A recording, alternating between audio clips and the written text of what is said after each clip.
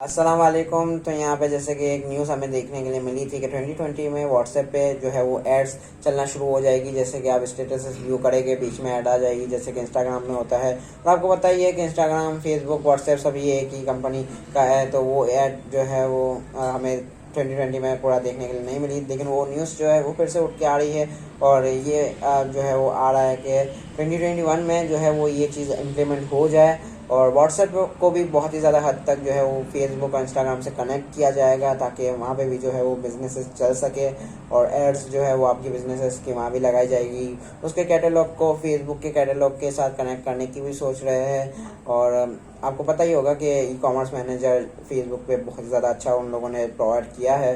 Non technical बंदे के लिए मुश्किल है, लेकिन अच्छा है मेरे हिसाब से। तो देखते हैं कि ये इम्प्लीमेंट होता है कि नहीं। लोग जो है वो शायद इससे तंग भी आ जाए और इसके स्टेटस देखना ही छोड़ दें।